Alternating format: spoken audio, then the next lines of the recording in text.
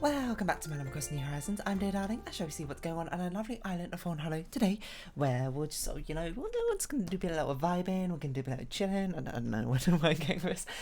It's not really how I usually talk. I played some more Baba's U earlier today, and I finished the museum levels, I suppose. Or not, I suppose, and I have. I do need to edit one of the things together. As you'll see, I recorded one episode, it went 35 minutes long, and then I was gonna have to split this up, it's too long. Recorded the next one was about 3 minutes long, so I'm gonna have to stitch them together. But anyway, hello there everyone. Right now in Fawnhallow, it's 3:27 PM on Saturday, January 22nd, 2022. It's another lovely Saturday in KK Sliders, of course, performing in the slider. And we will promptly forget about asking him for a request because he asked for a request far too late. I was meant to upload, yes, it was part 16 here I've got, and there's part 17 I need to stitch together. And you might be like, hey, did you record another episode of Baba's U, for the third day in a row? And I'm going to be like, yeah, I did, because Baba's U has taken a hold of me, and I can't get it out of my head, which is exactly why I've recorded so many of those episodes now, I suppose.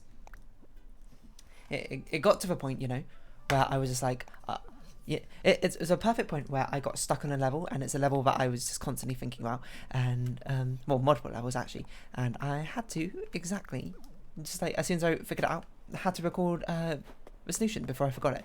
Oh, whoa, frame drop there. I don't know if you saw that, if that's just on my end, but I should have uploaded this Baba's U episode beforehand, so I'm sorry that I'm doing it now. We'll just do it private. I'll figure out when to upload it later, or when to publish it later. Yeah, so it seems quite nice. So now, oh my god, it only takes 6 minutes to upload. That's so quick. Whoa, why are we holding so many flowers? No, hold on. It's not actually an orange one flower. Zodiac tiger figure and a rockhead statue. Let's go sell some of these flowers because we don't need to hold them anymore.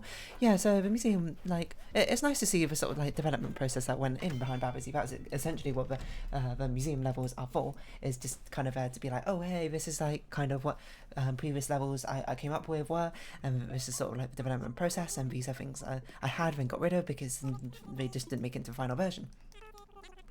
It's sort of it allows, those levels which were certainly a lot of work was probably put into them to not go to waste, but also to put it in a veneer that it's very clear that this was not meant to be part of the initial level or anything like that. It's meant to be an optional thing which many people don't necessarily need to access to really get the core enjoyment of a game, I suppose. But it's good, especially for me as I'm not going to say I'm Baba's U veteran, that seems a bit much, but okay, fruit tree, bugs, fossils, plants. Okay. Not really a veteran, but someone who is very invested in the game, to see behind the scenes on levels which are perhaps less optimized or perhaps less clear, etc, etc.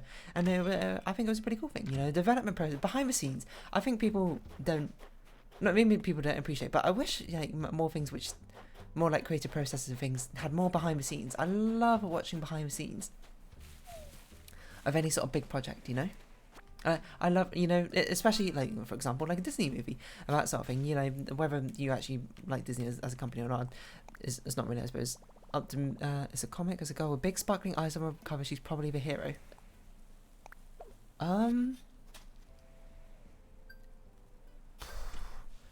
Is this meant to be a manga?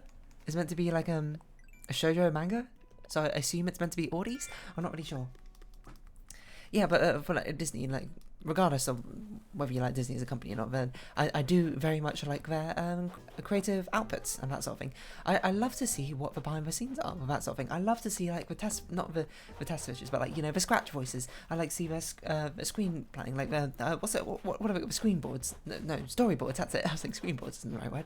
The storyboards and the formation of the idea. I want to see early versions. All these sort of things. I love to see them. But there's not always a huge amount of them, particularly published, especially officially from Disney.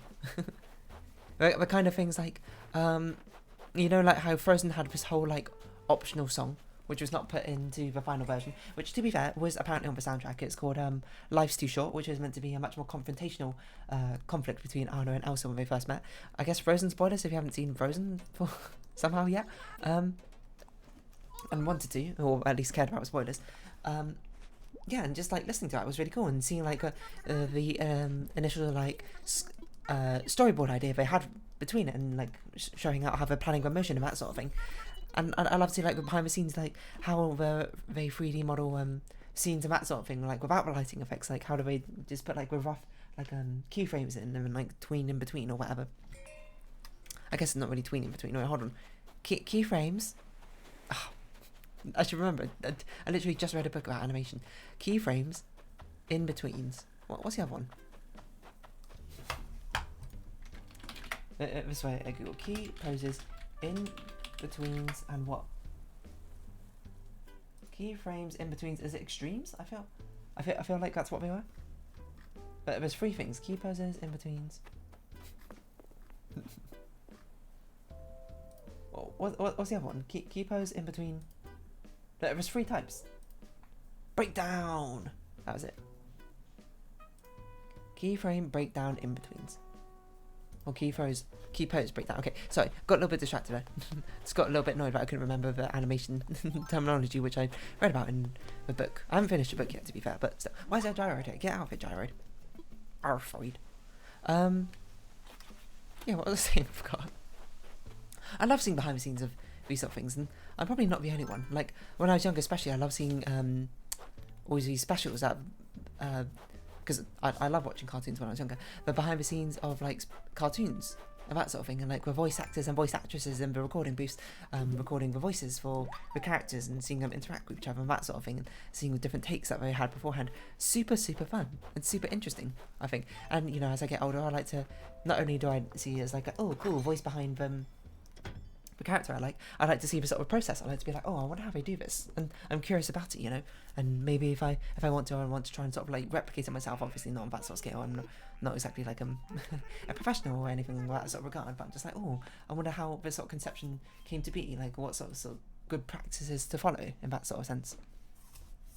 And to be fair, I think some companies are certainly better at it than others. You know, Riot Games is actually pretty good. You know, say what you want about League of Legends, whether you actually like it or not, is kind of irrelevant, I suppose, to this point. They do a lot of behind the scenes sort of things into like where the champion releases. You know, they do like champion insights where they show like development processes of the champion, like ideation and things that came up with it, and like the process in not only just like the actual creation of a character, but like the lore behind them, the sound effects, the animations, the kit, etc., mechanics, and for sort of like placing the story, which I always thought was very interesting, which can lead to, you know, parts of frustration, especially when you're not particularly fond of a character which is created in the end. Like well, actually no, I do kind of like Seraphine. I just like feel like Seraphine was missed potential. Is probably the best way I'll put it. But Seraphine has still ended up being one of my favourite characters to play, so you know I'm willing to overlook that in the end. Hello, media. Who on earth is our crafter today then? Raymond, it must be. I think Raymond's the only one who we haven't seen walking about. I haven't seen any more fossils or bugs either. Have we got the recipe? We haven't got the recipe either. Let's go find a bottled recipe. Yeah, and it's really fun to see behind the scenes, because even then, you know, you can sort of see the process. Like for Seraphine's, it was interesting to see, because I was like, oh, I really like some of these initial designs for Seraphine's, and how it got changed into what it currently is. It's an interesting. Oh, right. Wait, who is our crafter today? It's interesting to see how the process evolved to what it is now.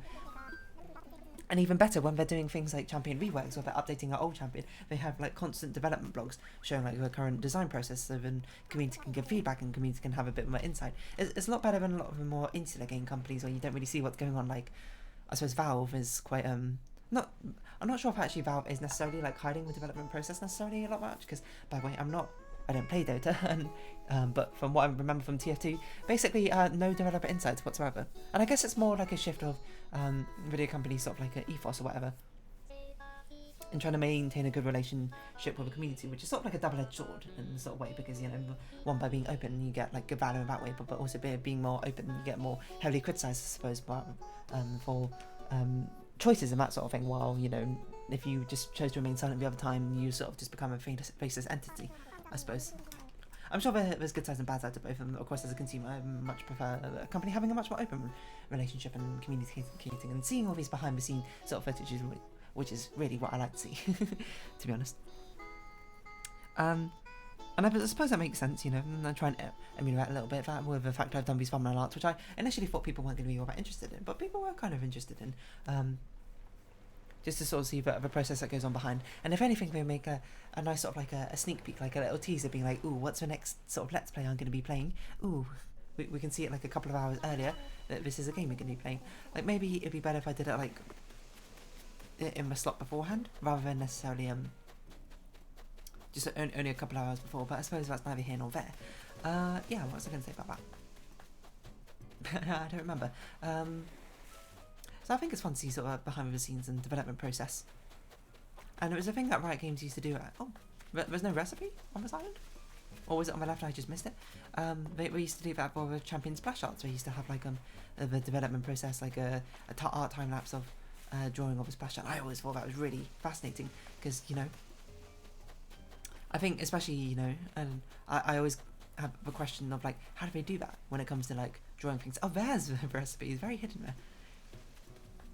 And you know, you learn things like it, especially, you know, because obviously I'm self-taught artist and I don't know anything about the process officially about what would be good practice of that sort of thing. So, but you learn things like I remember, I think it was from the Evelyn like update or something. I saw like the person who made the splash up made so many different like, which I now know are like value studies, essentially of what potential thumbnail arts. Thumbnails of potential splash arts, I suppose. And, you know, is it something I put much into practice for me? Not really, but it's at least potentially there. I feel like I'm not particularly good enough to do that sort of thing, but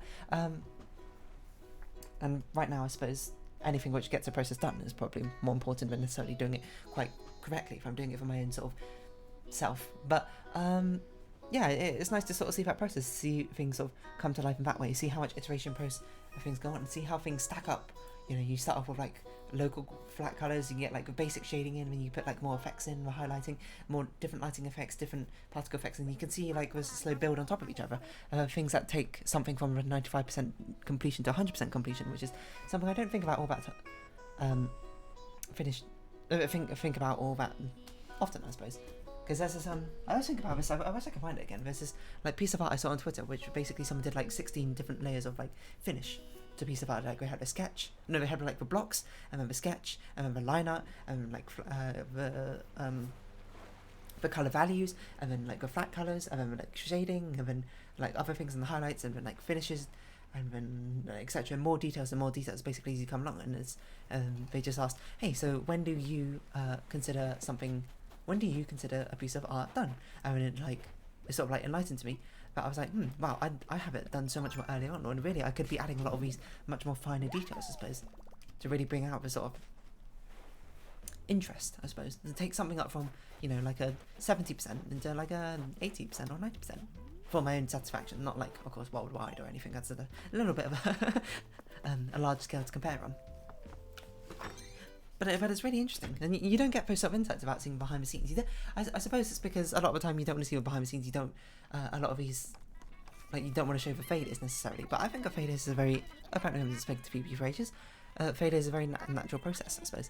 But by not showing the failures, you can show it as sort of like a beacon of perfection or whatever, which I suppose maybe adds to it, kind of, or at least gives a sort of better public image. And I don't really know.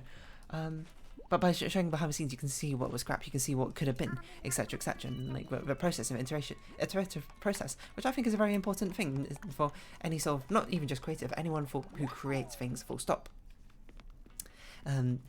Certainly needs to learn at some point.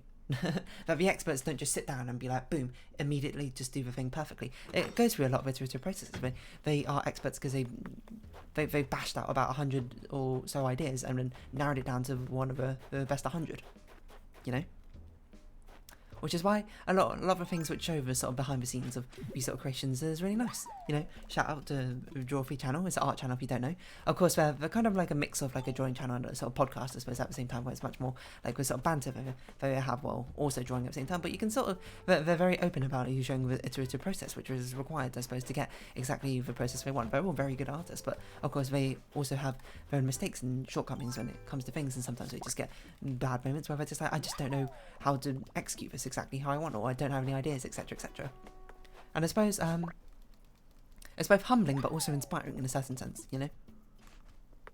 Whenever you see someone better than you, I suppose, and it can be a very sort of like demoralising experience, but I suppose it is also very grounding in reality when they're like, you know, I've failed multiple times before. As they say, the master has failed even more times than the beginner has tried, or whatever. And that's a very sort of true situation. And I suppose that's maybe that's something I'm much more biased to, because, you know, especially when I was younger, I had much more like latent perfectionism, where it felt like, oh, I need to get things right first try. So, you know, hide failures and shy away from things. In case of failure in that sense, which, you know, I like to say I very much don't abide by anymore. But certainly when I was younger, it was much more of a prevalent thing. We got 3 fossils. How many bugs have we got? 2 more bugs. And water some plants. Can do.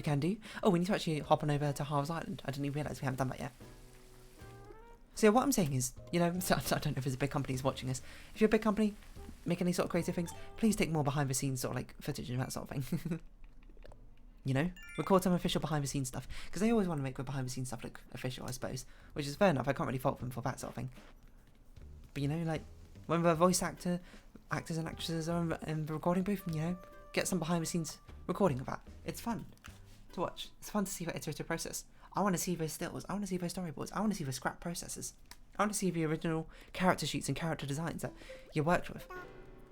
I find them fascinating. And at which point you might be like, hey, you should start buying these like behind the scenes sort of books that they have for like these processes, like art books that they often have for things. You know, like I know Encanto has one, which maybe I should get. I don't know. I actually did buy one. I bought a Pixar one. I bought a Pixar like sort of. I think I was in Korea actually. I was like at a Pixar expo and like a art exhibit area, and I honestly can't remember. And they had like a Pixar exhibit. Wait, was this in South Korea? I feel like it was, but I don't know if I'm losing my mind, and it wasn't. Anyway, I bought the book, and I just never looked at it. So really, I guess I'm being kind of hypocritical in that sense. I find it much easier, I suppose, to digest when there are just YouTube videos being uploaded, necessarily than books to read. But I suppose that's my own shortcomings, if anything.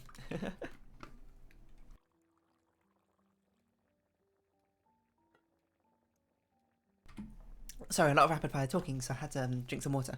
No, what was I saying? I'll do just that. What was I saying? Oh yeah, that's what I want to say. It was because I suppose behind the scenes sort of gives it a much more human grounding feel / touch to it, doesn't it?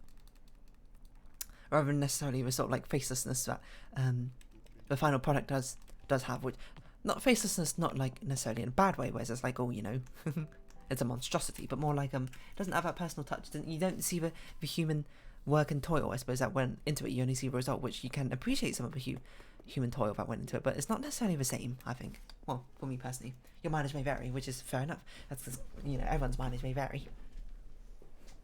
So yeah, I don't really know where I was going with all of this. It's just sort of, I just love seeing behind the scenes sort of things. Like, you know, I follow some, of course, a lot of artists on Twitter and that sort of thing. And one of them like posted something about Encanto. And the development process that led to Encanto, like, he storyboarded, like, it was a scene from The Family Madrigal. Sorry, spoilers if you haven't seen it, but this is, like, literally within the first 5 minutes of the movie, so it's not really that big a spoiler, don't worry. Where Mia Lavelle is singing about her family Madrigal, and he did, like, the shot of that's how Abuela became Abuela Madrigal, when she sings that part, and how the family all come into shot and just like make it starts with a storyboard, and it's amazing how much work like goes into it, you know, that sort of thing. And like how the family make up like the shape of an M, and then like him taking all these sort of like reference images to really understand like not only how people's clothing works, but how the characters work. And so he has like a good sort of like reference to understand and it from, and like with the raw animations, and then adding slowly everything in, like the scene, etc, and then seeing the final product. It's like, whoa, that's crazy. And there's another really good one where this is slightly bigger spoilers, but not that bigger spoilers. You'll probably know about the song if you've ever heard about anything about Encanto, is the We Don't Talk About Bruno song. And the part at the end, I suppose, where everyone's sort of dancing around Mirabelle, seeing the sort of like the process when it comes to that. They have like this reference footage from this oh, it's a fake one, Red. It's a fake one. How many times you brought this fake one here? If you don't know, the legitimate one has 2 people and like 8 dogs or something. yeah, they got this like raw footage from this dancer and who choreographed some things, but of course they didn't take necessarily everything from exactly that choreography, because some things would work for the shot, some things wouldn't. But you can certainly see how they use it as a baseline to really get a lot of the process ironed out. And then you can see from that process, sorry, just figuring out what to put away. From that process, like the rough animation, where you just put the keyframes in, and then like the smooth animation, but with no effects, it's just characters and like a screen, and you know, and seeing how it all builds up. It's like really, really cool, I think. Just the amount of process that goes into it, and it's just one person on that one scene. I'm not really sure like how the process goes, I suppose, and big things like that. Does it like some people work on like the reference and the storyboard, and then it gets given to another team, and then moves on to another team to do lighting and that sort of thing? Or is it like sub teams on sub teams, or is it just one person working on one shot? I don't really know, but either way, the process is still pretty cool to see. And talking about dance choreography, another thing I really like to do is, you know, I listen to K-pop here and there. One of my favourite things to do is see the initial ideas for the dance choreography for performances, because you know K-pop songs, they're quite focused on dance as well as music. So seeing like the choreographer's initial idea of what the dance should have been for a song is really interesting, and seeing what elements were kept and what elements were changed, and trying to decide why that came to be. You know, maybe this part was too difficult to sing and dance at the same time, so it was simplified down, or maybe they thought this part was a bit too like energetic, or a bit too over, or didn't fit the aesthetic, etc, etc. Or maybe this part was given to someone else, so they had to change up the choreography. And it's really interesting to see the process it takes, and see the difference from the initial ideation, I suppose, and end result. At least I always found that very fascinating, and that's perhaps because I like to, I suppose, create things, you know, of my own accord. And I always wonder when I see things, be like, I wonder how it came to that process. I wonder what made that decision. I wonder if they tried different things there. The answer is, especially for any big projects, is always yes. Of course they tried. They tried probably like a million different things, a million different ideas, but this is one they settled on. But then of course the question that always follows from that is like, why did they settle on this one? Why? What is it about this one? Not saying that it looks bad necessarily, but I want to know what pushed them, I suppose, to this one, and necessarily another thing. I suppose it's always nice to see how an expert thinks about something. It's probably like the best way to put it. Yeah, okay. It's a good thing I checked this, because I wasn't actually sure if we got on our mission today or not. We need to catch 2 more bugs. We need to do some other thing. We're not catching a sturgeon. Let's customize some things and chop some wood. I think our tool must break pretty soon, so let's chop the wood first, so we can also make oh no, we need to get supplies for that. Oh well. So yeah, behind the scenes. I feel like I've spoken about behind the scenes before. Hold on, this is a behind. Oh, apparently I haven't. It always amazes me when I talk about something so feverishly, I suppose, for half an hour, and then just be like, oh, you know, I must have spoken about this before. And when I just look and I haven't, I'm like, what? That's crazy. How have I not spoken about this before? It's such a fascinating topic, seeing behind the scenes processes of a lot of things.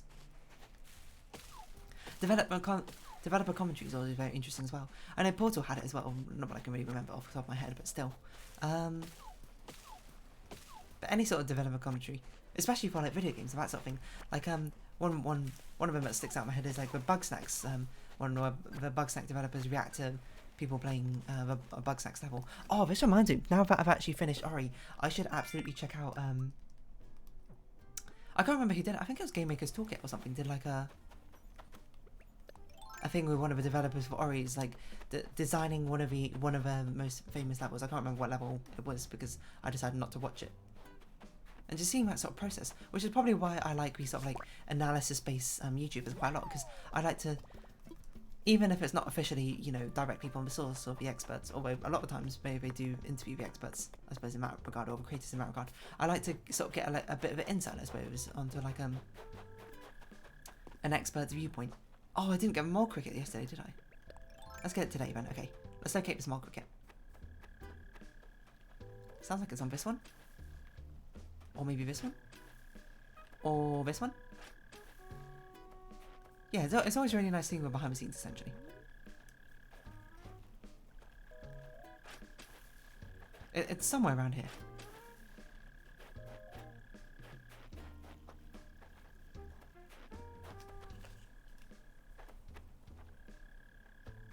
Is it this one? Maybe it's this one. Hold on.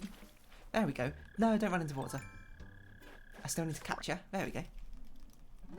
So next time Flick swings around, we can actually give you something. I don't know if we got any other sort of December... Oh, we're not in December. January insects we can actually give Flick, and we need to catch before the time is up. But it's not really that big a deal. It doesn't really matter if we miss out on some bugs and fishes. I'll be honest, we're kind of running out of space up there. So we kind of don't really have much more space to put more fishes and bugs down. Lest we just, you know, want a very sort of boring design up there, I think. Or just a load of fish and bugs. I need to put other things down, like... I need to put other things to actually build up the scene at some point, but I haven't done that yet. But I will at some point, maybe not. I don't really know. Depends on how committed I am to designing my island. I was going to say destroying my island, if that's a wrong sort of word. So yeah, basically all in all, playing the Babba's Museum levels was really nice, because they have like the developer, I forgot his name, all the time. But he put like little signs down the place talking about the level, being like, this is an interesting idea I had, but ultimately it was scrapped because this level was too messy, or because it was a little bit unintuitive, or you can see how much I had to edit this level to actually get it to a workable situation, I suppose, that it is today. And I'm like, oh, this is awesome. And it's also awesome because I get to solve puzzles at the same time. Like, what could be more awesome than that, I suppose? Let's chop down a tree, I suppose, while we're down here. So yeah, I'd love to see that for some of the other games. I assume maybe the levels don't stick around, which is probably why we don't. Like, I'd love to see it for Snakebird. I'd love to see it for... I mean, I suppose Talos Principle and Witness, I think, do have some sort of developer commentary sort of things going on? I can't recall. I feel like I certainly did. But Witness did as well, right? It certainly had like a secret ending. Where it had it. It's been a while since I played Witness, so I don't really recall. But yeah, it's really cool to see this sort of process behind the scenes as well. Is ultimately what I'm saying. Have I replied to my YouTube comments recently? How long have I let them sit around for? Only 2 days, okay. That's not too bad. I'll reply to them on Monday. I don't really know. Babba's finished uploading. I wonder if I should start editing. I wonder if I can do it now. I'll start editing the other Babba's video. Just do it like the end, the tail end, I suppose, of this Animal Crossing episode. We've got these old one-shot videos here. We don't need any more. Delete. Actually, let's not delete that yet. Delete that one. New project. Yes, I want to sell some things. New project. This is Babba's You. What episode? 7. Babba is You. Not 7. 17. 7's already been uploaded, hasn't it? Let us sell all these things we... Oh, don't sell that. Sell the things we don't need, which would be all of these things. I suppose we can plant that Lily of Valley event. We can be... Oh, whoa. That's not money. We can be done with this episode.